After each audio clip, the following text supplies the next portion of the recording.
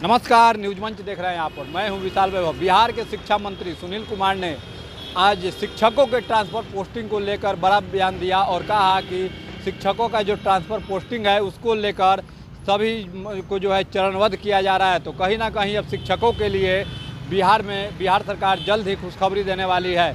और हालांकि ऐसा कहा जा रहा है कि कहीं ना कहीं बिहार के जो शिक्षा मंत्री सुनील कुमार हैं वो खुद अपनी पीठ थपथपाने की तैयारी कर रहे हैं बिहार विधानसभा चुनाव को देखते हुए। तो क्या कुछ कहा है शिक्षा मंत्री सुनील कुमार, आपको छोड़ जाते हैं उनके बयानों के साथ। बने रहिए न्यूज मंच के साथ। न्यूज मंच के लिए जैकी कुमार के साथ विशाल वैभव, पटना।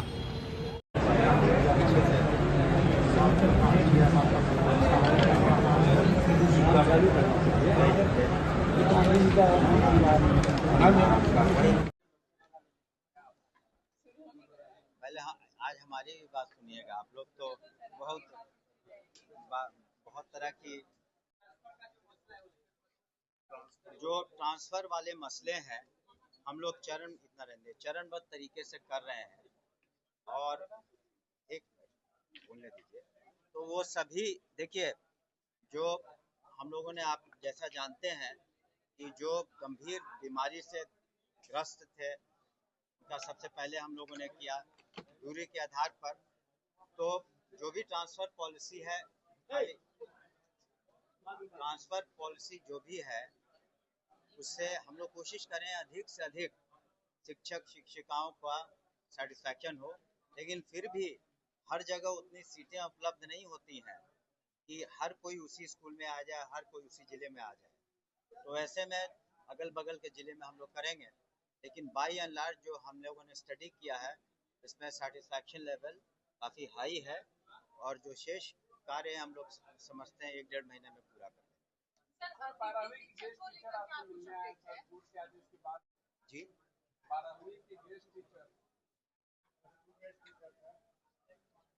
जो भी देखिए कोर्ट संबंधी मामले उस पर हम लोग अध्ययन करते हैं और माननीय उच्च न्यायालय या उच्चतम न्यायालय द्वारा जो भी स्पष्ट आदेश निर्गत होता है उसका अनुपालन करते हैं हम लोग। हाँ, आपसे हमसे मिल रहे हैं, लेकिन अतिथि शिक्षक के बारे में जब यूनिवर्सिटी कमीशन का इंटरव्यू होता है और परीक्षा होती है तो उनको ग्रेस मार्क्स दिए जाते हैं, उनको वेटेज दिया जाता है। अलग से डायरेक्ट अतिथि शिक्षक को आप नियुक्ति का प्रावधान नहीं है।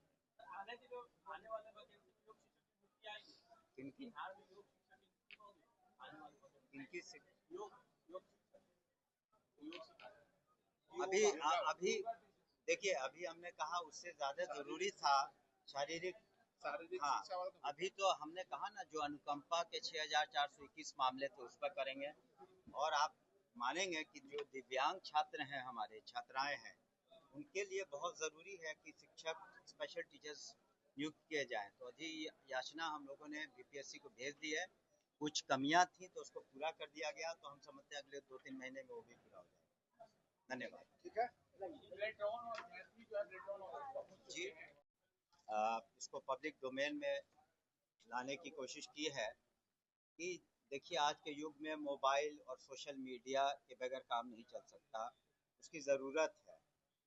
उसके कुछ सकारात्मक पहलू हैं, बहुत से बातें पता चलती हैं न्यूज़ के बारे में, बहुत सारे गूगल करके जो पता नहीं रहता आपको पता चलता है।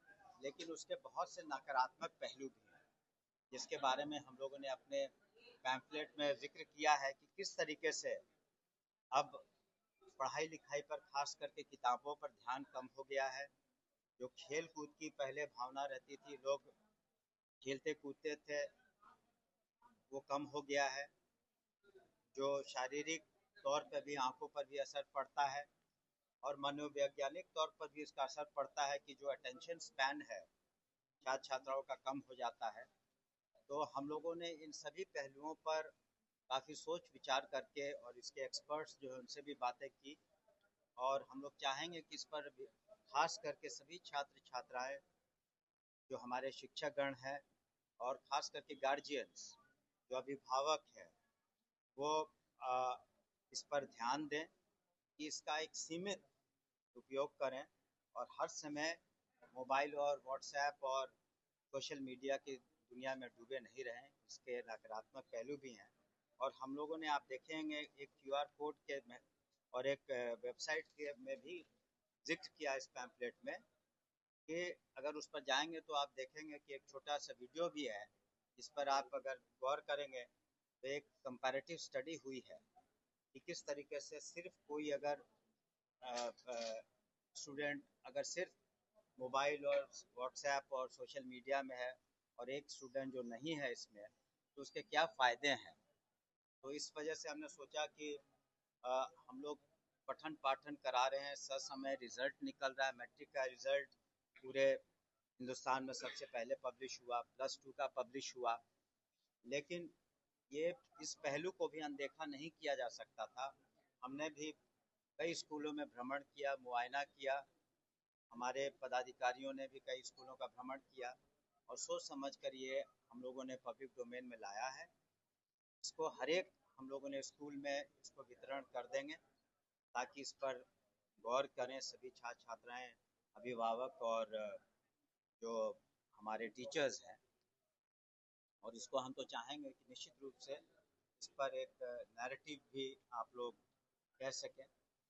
तो यही बातें थी जो आपके समक्ष, इसका हम एक प्रतिलिपि भी आपके बीच हम दे देंगे।